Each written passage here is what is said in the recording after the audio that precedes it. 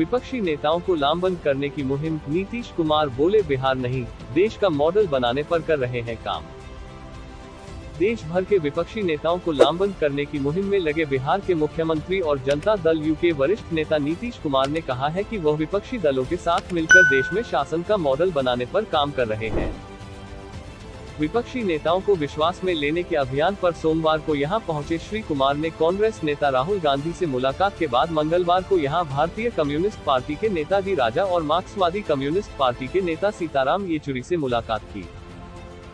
मुलाकात के बाद मीडिया से मुखातिब हुए श्री कुमार ने एक बार फिर कहा कि वह प्रधानमंत्री पद के दावेदार नहीं है और न ही इसकी इच्छा रखते हैं।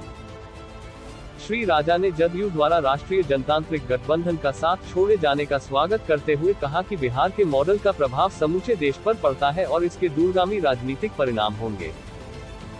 उन्होंने कहा कि सभी दलों को एकजुट होना चाहिए जिससे कि भाजपा को परास्त किया जा सके।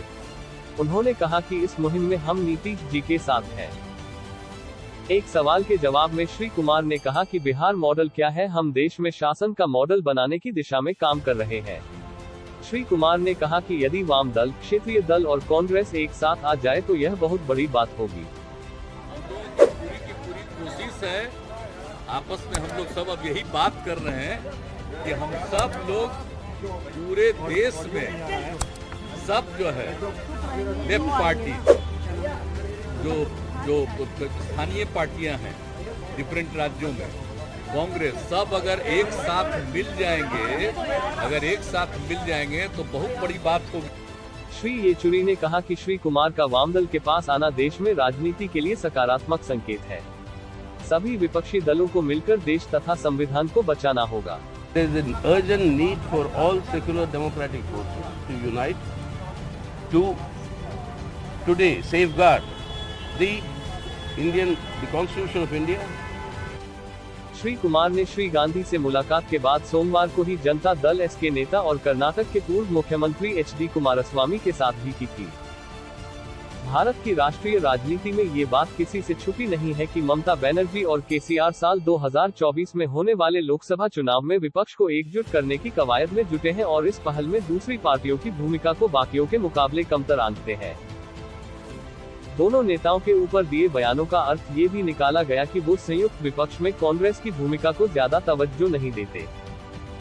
लेकिन 5 सितंबर को बिहार के मुख्यमंत्री नीतीश कुमार जब दिल्ली पहुंचे तो सबसे पहले मिलने वाले नेताओं में कांग्रेस नेता राहुल गांधी का नाम शुमार था। इस वजह से ममता और केसीआर के पुराने बयान जिन्हें कांग्रेस से जोड़कर देखा गया, राजनीति के जानकारों को खूब याद आ रहा है। ममता दिल्ली आकर बिना कांग्रेस के नेताओं से मिले चली जाती है, केसीआर नीतीश से मिलने पटना जाते हैं, लेकिन राहुल से मिलने दिल्ली नहीं आते। ऐसे में सवाल उठता है कि नीतीश कुमार कांग्रेस को इतना भाव क्यों दे रहे हैं। उधर योगेंद्र यादव ने कहा कि राजनीतिक दलों और जन आंदोलनों की ऊर्जा को जोड़ने की जरूरत है। हमने तय किया है कि अगले 2 साल जन आंदोलनों की ऊर्जा और राजनीतिक दलों को साथ लाएंगे। योगेंद्र यादव ने कहा कि 2024 का चुनाव देश के लिए एक निर्णायक चुनाव होगा। उस चुनाव के लिए जमीनी समीकरण बीजेपी के खिलाफ जा रहा है। जमीन पर लोगों के मन में तकलीफ है। योगेंद्र यादव ने कहा कि नेताओं के मन में क्या नियत है, मैं उसके मन में नहीं जा रहा।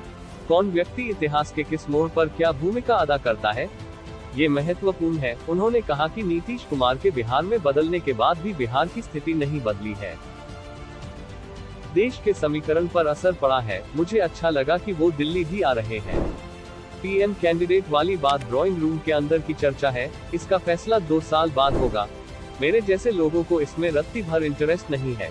मैं सबको महत्वपूर्ण मानता हूँ।